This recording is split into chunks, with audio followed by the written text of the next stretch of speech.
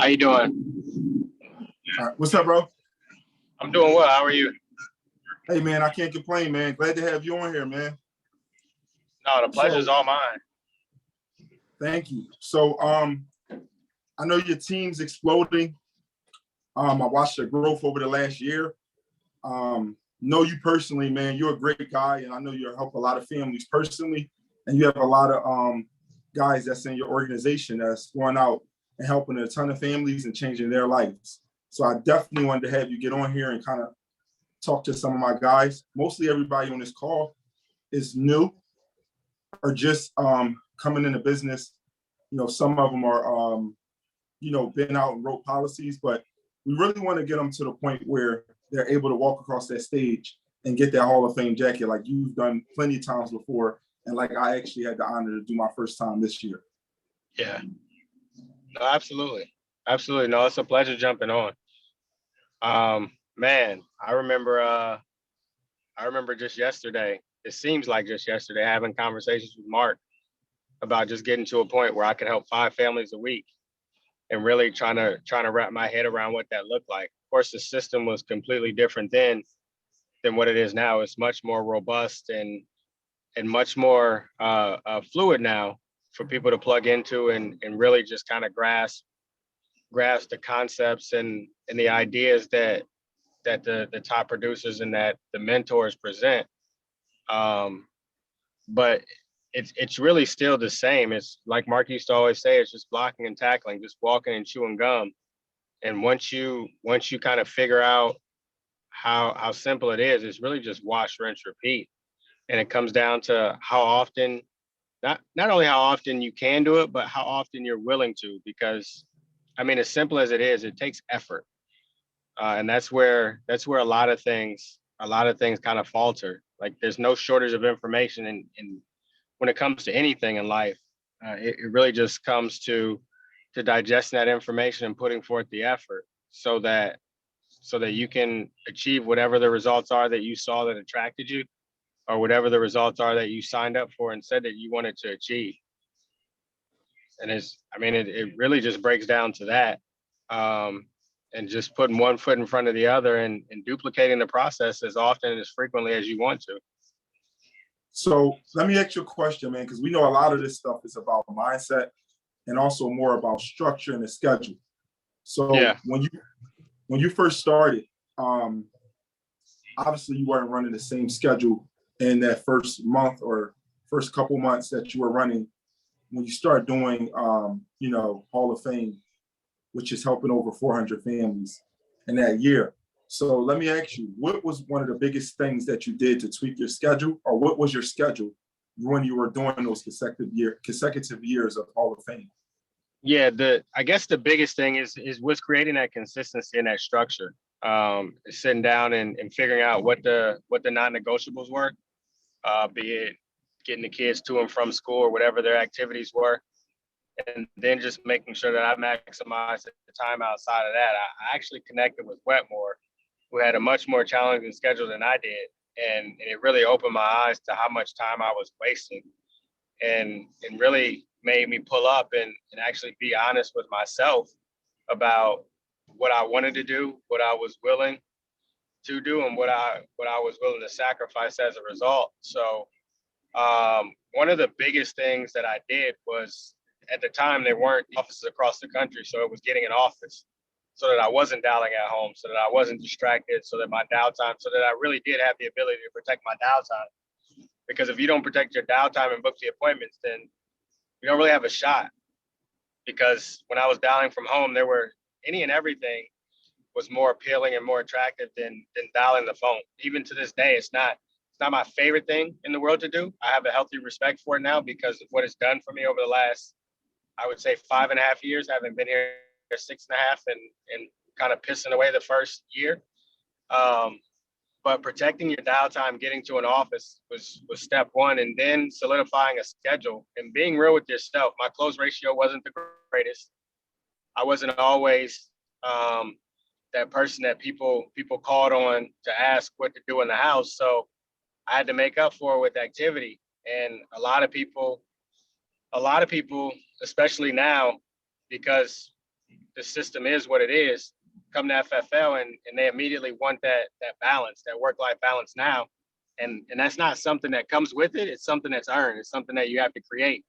So, and I'm no different. Even then, I kind of disrespected the business, for lack of a better way to put it, and didn't really fully maximize my time. So what I had to do to make up for that, and for my inability to, or lack of ability in the beginning, was I was literally in the field 7 days. So I was dialing Monday for Tuesday, Wednesday, dialing Thursday for Friday, Saturday afternoon, and whatever I could get on Sunday, and then jumping back on the phone Saturday morning if my Sunday wasn't booked up, and dialing for a couple hours Saturday morning from wherever my first appointment was, so that I could just hang up the phone and walk into my 10 o'clock and have 2 hours set aside to dial on Saturday morning too, just to round out my schedule so that I could have a solid 35 appointments on the book every week.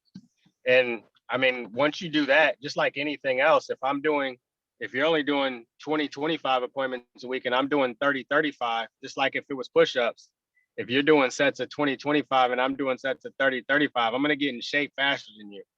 So it was one of those things that somebody put in front of me that I kind of used to my advantage, and still use to my advantage when I need to make up for days off, or need to make up for trips or things that I need to accommodate for, still use kind of as a cheat code to make sure that I get my appointments in. So, hey, Wayne, what was your best year helping families? It was, my best was 424 families. 424? Yeah. So let me ask you this. What was your mindset going into that year? Because obviously you made a goal to do over 400. Most people that do over 400, they made a goal to do that, because you can land that. I'll say this, it's 2 years me being here. In my first year, I didn't laser focus on that goal of helping over 400. And I landed at like 300 and something, right? And I know if I was conscious and my mindset was on that goal, that I could have easily hit it last year. So I made it my business to hit it this year, and obviously I hit it. But that's a mindset that you have to come out with, and you have to actually be focused on a plan. Because I always like to say, a goal without a plan is just a wish, right? It's wishful thinking. I wish I could be a millionaire, right?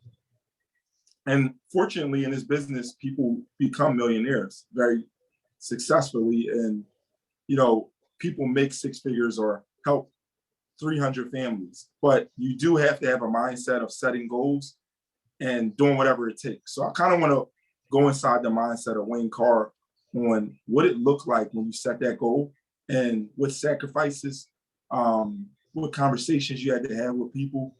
What did that look like day in and out? Yeah, for me, it was just setting a pace of consistency. And the first time I had Hall of Fame, it wasn't one of those, like this year, there was an absurd amount of red jackets handed out. Yeah, it was unreal. And it just goes back to Paul McLean and everybody else talk about the 4-minute mile. Like, once somebody did it and it becomes normalized behavior, now everybody thinks they can do it. So the first time I hit it, it wasn't that. It was really this daunting task that everybody looked at in awe of, and which is why I don't really wear my red jacket year after year, unless somebody reminds me.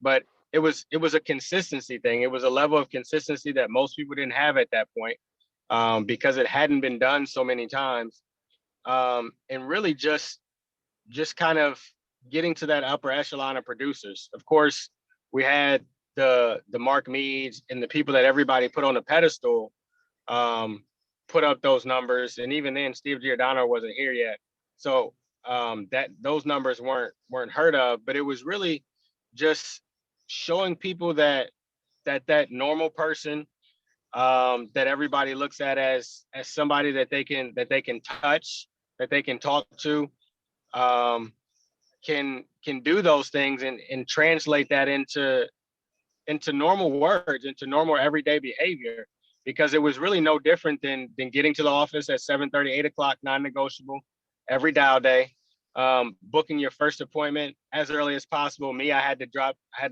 the then Hudson, because Bellamy wasn't here, that I had to drop Hudson off at daycare at 8, and then my first appointment was at 8:30, no fail. Tuesday, Wednesday, and Friday, first appointment was at 8:30. So that I can make sure that I pack the days in. And then there were days that I wanted to get home. So it was really just creating that consistent structure, and that level of accountability with myself, with them, with Hudson's mom, and with Hudson, that these are the things that we're going to do. And even though Hudson was only 3 at the time, it was important for me for him to understand that I was coming certain days, and then certain days that I wasn't coming, so that he wasn't looking for me, or so that he understood in whatever world his 3-year-old mind could understand and wrap his head around it, so that we were all on the same page. And then when we did have those months where it was $40,000, knowing that I only needed $33,000 a month to pace myself to Hall of Fame, that we could take a weekend and kind of celebrate, but not really, because at that point I also understood that I needed those funds to fund the business. I was never really unplugging, but those were kind of lock-in sessions where he was still a toddler, so he takes a nap, I pull out the laptop and go back to work and retool, so that I can hit the ground running when it was time to go back into the office. But it's really just making sure that everybody understands on the same accord and everybody's on the same page, just as important as I'm having the conversations with myself, having conversations with her, Hudson, and then the rest of the family in regards to travel. Like, I mean, that first year, because it wasn't as simple as it is, I'm from Ohio. I didn't go back home for the holidays because I ran through the holidays because it was necessary. And even now I don't go home through the holidays because I need to be the example for the team. So I guess it was, and I didn't even realize it until just now, I was having conversations with everybody about kind of where my goals were, that kind of set the precedent, and the expectation for the level of productivity that the team has today through the holidays, and that I still have going through the holidays, be it Thanksgiving, Christmas, and New Year, running up into that day, and limiting travel so that I can easily maneuver in and out of the business.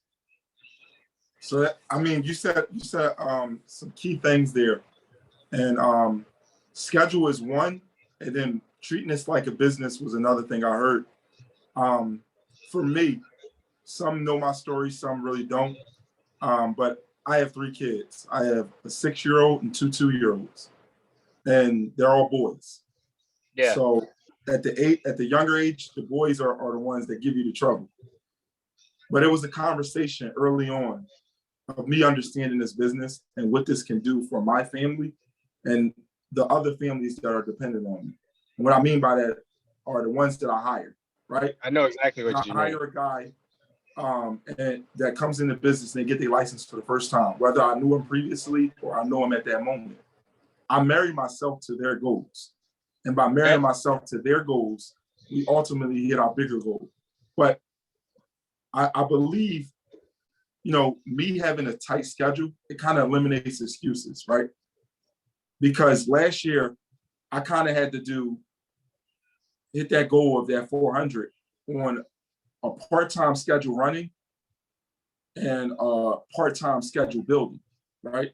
Because I didn't have a recruiter. Yeah. I was my recruiter. So I had to be very, very strategic and strict with my time, meaning my days will look, Mondays I'm dialing for Tuesday and Wednesday. Tuesday and Wednesday, my appointments are not done until 8 to 9 o'clock. Sometimes my latest house I left was 11:30 at night. I literally had to call my fiance while I was in the house so that she know where I'm at. I'm like, hey, listen, I'm still here. Hey, clients, we had the right extra policy. At the end of the day, but my days on Tuesday and Wednesday never ended before 8 o'clock, right? Right. Now, I did the same thing for I mean, I dial again Thursday and for Friday, but Friday my day would end at 3 o'clock because I had to pick the kids up. And when I picked the kids up, I wanted to spend that time. I had to balance it, right? So I picked the kids up and I would do something fun to 6 o'clock. 6 o'clock, I'm off. We did whatever we did. And by 6 o'clock, I'm back on the phone and I'm hiring. And I wouldn't stop hiring until about 10 o'clock, right? Because in some other places, it's 3 o'clock in California. Right. I mean, I'm sorry, 3 hours behind in California. Now, I would run that, and Saturday, I'll do the same thing. Saturday, I would run. I wouldn't start running until about 3 o'clock, and then I'll end around 6 to 7. And in the beginning time, with the kids in the background, making breakfast, sometimes in the Saturdays, I get up and make breakfast and do all that. I'm dialing resumes and I'm booking appointments. I'm talking to people that I met about the business. And then Sundays would be my day off that I would kind of spend with my whole family, right? I did that for my whole first year, right? To tell guys this is anybody can do this. Would you agree with that? 100%. I think going back and keeping in tune with you treating it like a business, you have to think about all the other businesses that we frequent. When it comes to holidays and schedules and things like that. Like, I mean, around the holidays, most businesses extend their hours. They stay open longer so that they can help more, so that they can service more people. Like, you gave up that right to shut things down or to check out early or to take days off around the holidays when you decided that you wanted to run your own business. Now, if you're part-time and this is a hobby, I'm not talking to you. But if you said, I want to build a business, this is what I'm going to do. This is how I'm going to provide for my family. You hired staff. You started bringing on other agents. Just like you said, you married yourself to those goals. I was never confused by the fact that Mary's ability to buy Christmas gifts depended on my productivity.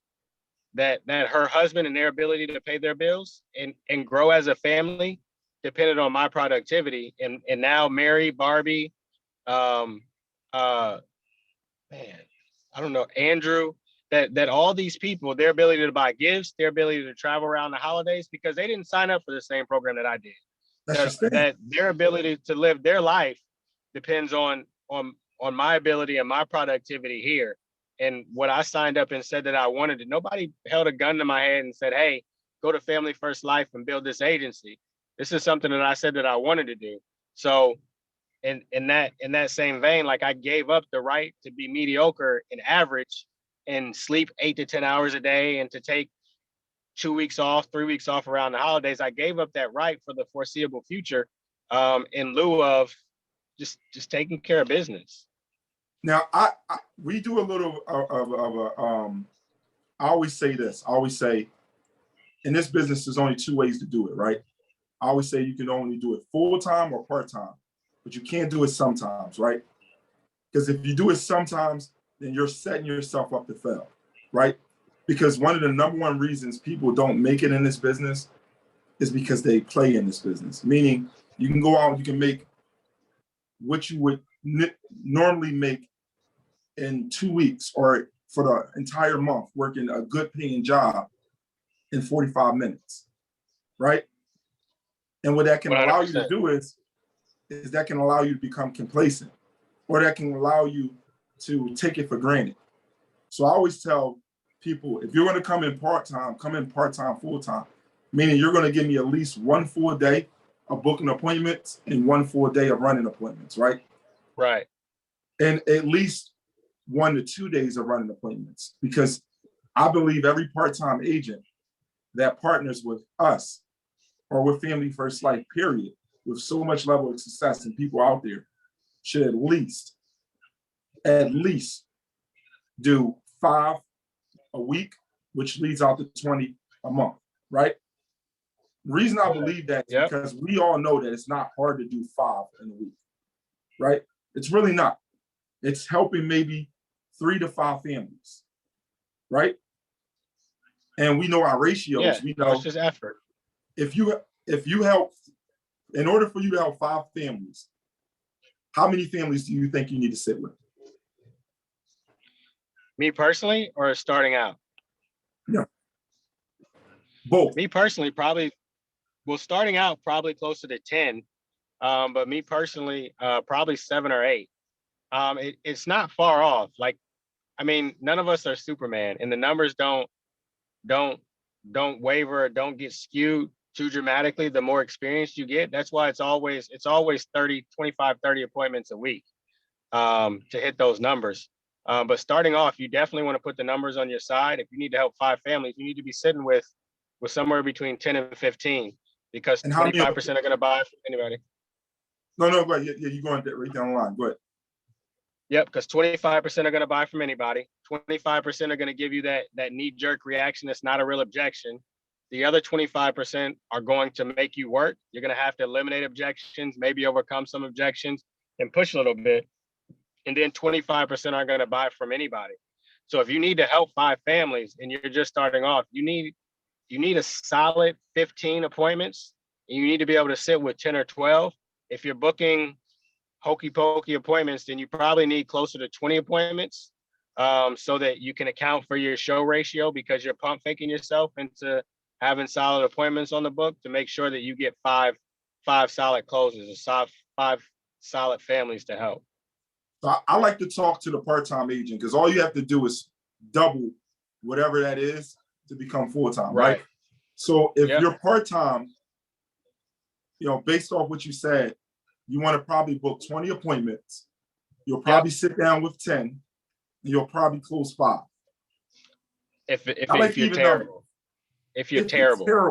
If you suck, right? Sorry. If you suck, right? Yep. So in order to book 20 appointments, because I like to re-engineer things. So if I go as 5, we go backwards. In order to have 5 families help, you have to be able to sit down with 10. To sit down with 10, you have to book 20. But there's more to the equation. To book 20, you have to have how many leads and how much spent on leads. Yeah, I mean, if it depends on your lead type. I think, to be on the safe side, and I start pretty much all of the new agents that start with me on 1 month internet life leads, because I use them as fillers, because I think they're pure gold. But I think you need at least 100 of those to book your 20 appointments, and you're going to have to dial those 100 leads. And without any discount, it's going to cost you $412. So $412 to help 5 families, which we all know what those 5 families is going to lead to. It's really a no-brainer. Minimum, you're 5 times your investment. Minimum. And even 5 times, on the very, very low end. On the low end. Then you have that money to duplicate it, and then it goes back to what I said at the beginning. It becomes a matter of how many times you want to do this, and then you can scale it up from there, and then you go from part-time to full-time and double it. And instead of booking those 20 appointments over the weekend and maybe one evening, now you have the entire week to work with. And that's not a license to get lazy. It's a license to pour gasoline on the fire, as Mark would say. Absolutely. I mean, for me, I think this business is very, very, very simple. It's not easy. So what I try to do is I try to get people to understand that if someone told you right now, hey, this year, this job, your starting salary is going to be $250,000 to $500,000, right? Here's the schedule. Here's everything you have to do.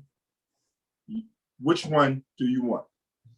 Now, before you answer, you'll ask them, hey, don't just say $500,000 because you see the monetary reward of it, because you got to look at the work schedule. It's a lot different than the 250. Yeah. Right? Some people will actually choose the 250 and some would choose the 500. But I believe this business is so controllable that literally anybody can come into this business and choose the 2. The best thing about it is the only thing that's going to hold you up from hitting those 2 goals is your discipline. So I'll give you an example. I got a few guys on my agency that I'll give you one guy. He's full part-time and he's not going to stop being part-time. He's a full-time pastor. He writes a book. Some of you guys on the call know him already, Charles Washington. He's a full-time pastor. He's been devoted to that. And he told me from the beginning, I'm only going to be part-time, but I'll give full-time hours on those days. So we put a schedule together. We put it down to how many leads you need to buy, to how many appointments you need to book, how many families you need to help, to how much that's going to generate revenue, and to net profit, right? Because your net profit is after you pay for your leads, after you pay for your gas, after, you paid your bills and everything. That's your net income, right? So Yeah. If anybody's on this call that has their license, the first conversation you need to have before you buy your set of leads or before you start this business is, which one are you? Are you the person shooting for 250? Or are you the person shooting for 500? But you need to be shooting for one of those two, right? Because if you're not shooting for one of those two, then I don't understand, what are we chasing? Because this business, it makes grown people dream again. At least that's the way I look at it, right? When you wake up, you go to college. I mean, you don't go to college, you finish high school, you don't finish high school, it doesn't matter, right? You start to realize that there's a gap in life where I'm not probably going to be the president, but I can make 80,000 a year if I go to school 6 years, right? But this business, and whoever was at convention that's on this call, and whoever did not, I promise you it'd be advantageous to make it to every convention from now out. You get to see ordinary people do extraordinary things with a system that works. And that's the game changer for me. The fact that just working a regular 20 to 30 hours a week on a part-time gig, you can make 250 by default. And the fact that you can make 500 working a full-time job or a full-time gig, 40 to 50 hours, is ridiculous. And the fact that that's not the best part of it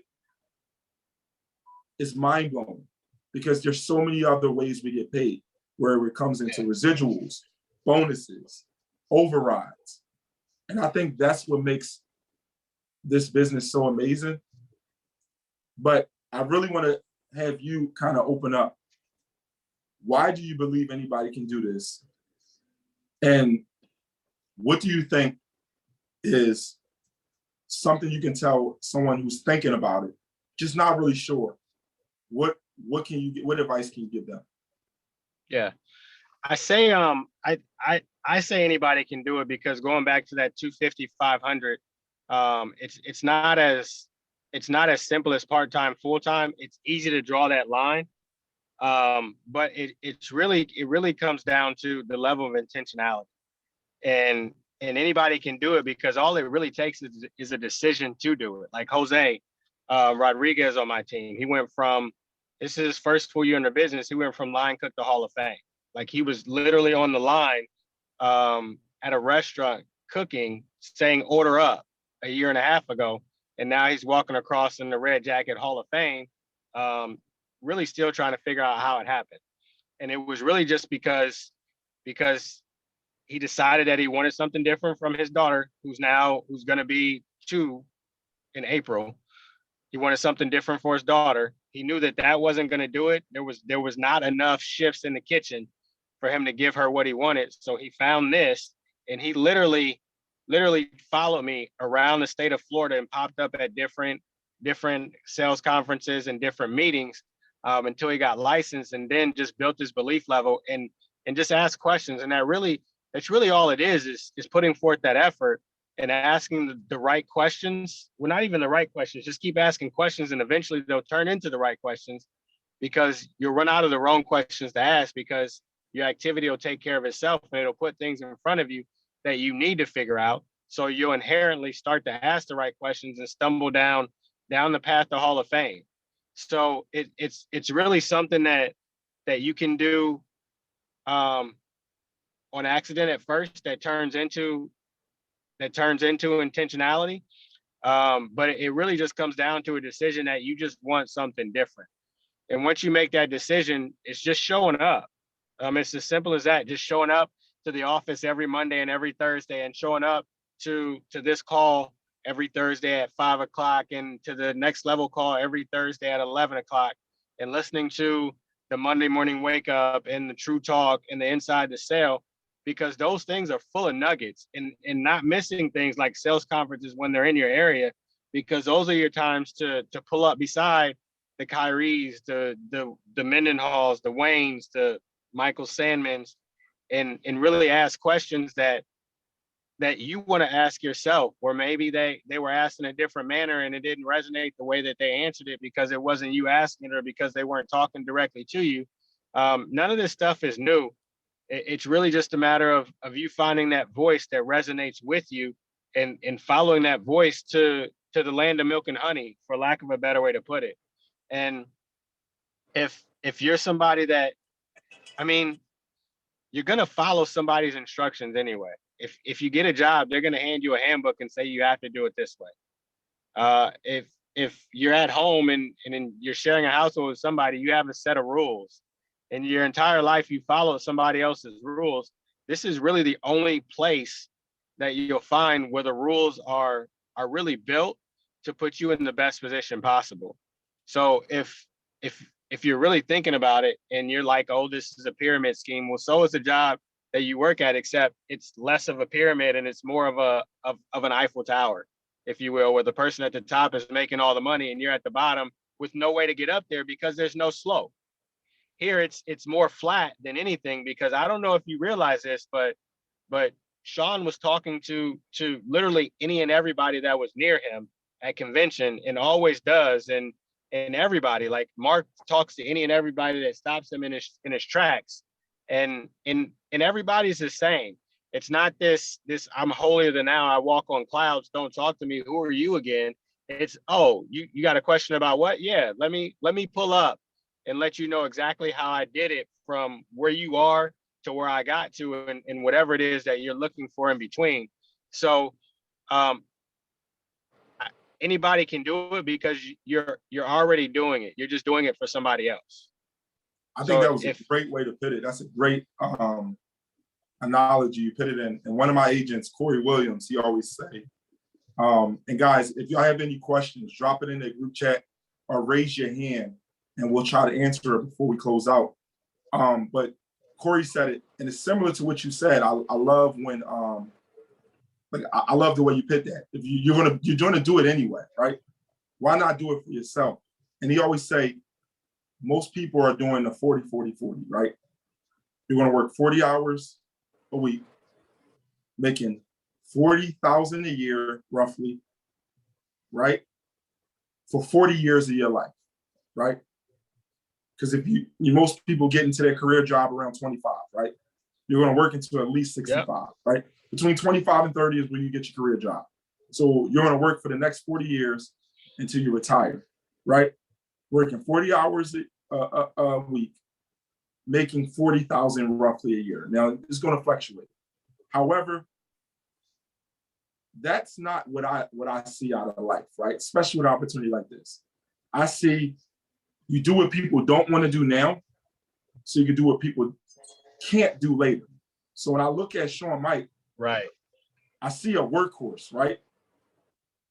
But I also see somebody who's changed hundreds of thousands of lives, right? While being able to still enjoy his life. I see me at 29. Yep. And I see me at 35 being able to do the things that he does, right? So it bridges the time and gap, right? So I don't like to look at this business as just money. I look at it as time, right? I have 3 kids. So the time is going to allow me to be able to, take my fiance to different places in the country on a drop of a dime. It's going to allow me to be able to set off and pass a legacy onto my children. It's going to allow me to be able to give back to the community by offering jobs when I hire staff, to offering to change other people's family, like the newer agents that I'm bringing in, and now they're making 6 figures, and now they're bringing on other friends to make 6 figures. It's bridging that wealth gap, right? Because money isn't everything, right? But time is everything, because time is one thing you can't get back. And money allows you to buy time, right? Because if you're working 40 hours a week for 40 years, just imagine how much time is lost with your family and doing the things that you want, right? And when you reach 70, after 70, they say that's borrowed time, right? That means, your clock is ticking. So that means you literally have 5 years, if you're lucky, until you reach borrowed time. So that means you spent 70 to some people 90% of your lifespan working for the dollar bill. Yeah. Where this is kind of flips it. You may spend 5 years, 5 of your next years working for a legacy that's going to take care of you for the rest of your life. 100%. I got Matt Walker walking out of the office. No, you're good, man. You're good, man. We usually end this call right around 5:45. So no, you're good. What's up, brother? See what I deal with? Man, that's another legend. You got another legend. Right. Exactly. Oh man. This is my boy right here. Absolutely, man. That's a legend right there, guys. That's what we're all working for. But I was just explaining to the guys. I see that none of you guys have any questions. Here's the time, because we got about 2 minutes before we close it out. But this is what it's about, right? The community that we have in FFL, where these guys are almost like my brothers now. Yeah. They have no problem, jumping on a call and sharing nuggets. And hey, Matt, since we have you, can I ask you one question? Sure. What, if you can share anything these are mostly new agents coming into the business, still trying to figure out, how these guys are getting these red Hall of Fame jackets. How are they helping over 400 plus families? How are they reaching the financial strides that they're reaching? What advice can you give for a new person coming into this business that knows nothing? Absolutely. It's going to seem really simple. Don't quit. Don't quit. And that sounds real simple. There's two obstacles that every new agent faces coming into this business. The first obstacle is that getting through that initial learning curve. So you have to get through that initial learning curve, no matter how much it hurts. You just simply have to go through it. I see way too many agents come into this thing and, they get their license, they buy leads and they're right there. They're right there. And then they just, whatever it is, they have a couple bad days in the field, they have a few no-shows, they have an awful day on the phone. And then all of a sudden that negative influence, those negative folks that told them that this wasn't going to work out, they start creeping in. And that's when they hit that initial wall and they don't get to that first, we talk about getting that first 50, first 100 appointments. You have to get to that first 50 to 100 appointments. You have not even entered the business until you do that. If you're saying that this business, like when people say this business isn't for me, like I don't know what that means until they've been to at least 50 to 100 appointments. And so there's that first learning curve. The second obstacle is getting to that, is keeping the discipline, because what happens with a lot of people is the amount of money you make for life insurance sale, as Sean Mike always says, and always really resonated with me. It's inordinate for the amount of time that you spend. So, people coming from another organization or people coming from another industry, the people that do get through that learning curve, the people that do get through that initial learning curve, and they start putting, 12, 13, 15, 3, 5, 7 grand to their account. All of a sudden they get this, they want to take their foot off the gas, or they want to go pay that credit card they've been wanting to pay off, or they want to, they want to go on vacation because they now have more money in their account than they're used to having. And what then happens is they come back to a series of chargebacks, right? And so it's really important that up front, everybody in this business understands that 30%, now you might be better, but the average is 30% of your business is going to fall off. You have to understand that. And so what people do is that's the second hurdle is they take their foot off the gas and they come back to chargebacks. Then all of a sudden it's the worst business ever. And if they had just kept that in mind and just kept working, and there's going to be a time to take the foot off the gas for a little bit. There's going to be a time to, that number might be different for everybody, but it's like I watched my dad, brand new to the business last year, put away over $100,000 into his account, and and he still has a hard time taking off, he's earned that time. He's so far ahead for him and his goals of his, his lead bill, his personal bills. He's so ahead of his chargebacks to where if he needs to, if he wants to take a couple of days to come down and see the kids and, see the grandkids, he's earned that right. So, so what I would say to new folks is make sure that, obviously don't quit, maintain that level of discipline, and you just simply have to get, you have to give yourself a chance, and you have to get through that initial learning curve to know if this business is really truly going to be for you or not. Oh, man, I appreciate that, man. That was a great closing. And excuse my voice. I lost my voice out in Miami. But yeah, that was a great closeout, because I do think a lot of people, like we were saying earlier, sometimes they come in and they try this business sometimes. But you got to try it either full-time or part-time. And when you try it, you got to literally get to that 50 to 100 appointments so that you can know what it looks like on a day-to-day task, right? You got to ask questions like Wayne said, right? Because you're literally maybe one step away from reaching that next level. I like to say you're one client away from making your entire day. One house. That's right. Literally. That's 100%. That's right. I had an agent that was struggling. I mean, the dude was struggling for a while, and he went into one house, and in that one house, he was able to, from that one house, he was able to deposit over 15 grand in his bank account. It can change everything. Everything. He's able to invest more into leads. This guy's going to be a Hall of Fame producer this year, but you will never reach that person if you give up. Like you said, you will never reach the height. You're one client away, you're one day away, 1 week away, and you're 1 year away from changing your entire life. And I think, and to that point, I think like you have to almost go into this thing like understanding like it's a business, and you need it's not just spending money to make money, right? That all sounds great in theory. Like everybody wants to spend $1,000 and make 10 right away. You're spending money to get the exposure to acquire a skill set that will actually help you make $20, $30, $40, $50,000 a month. It takes time, but you're spending that money, you're getting that exposure, you're getting in front of a lot of people to be able to acquire a skill set that's going to be there forever. That's going to be there for as long as you're here. So I think if you have that understanding going in, and you have the level of discipline, and you don't give up, and you have a really strong why, the rest just falls into place. That was great. That was well put. We record these calls. We're going to circulate this call a lot, man. If you have any closing things to say, you can hit it. Wayne, if you have any closing things to say, you can rock the show. Looks like it's really sunny out there where y'all guys at. Oh, it's going down now. Yeah. Well, listen, Yeah, we it's have going down jackets on up here, bro.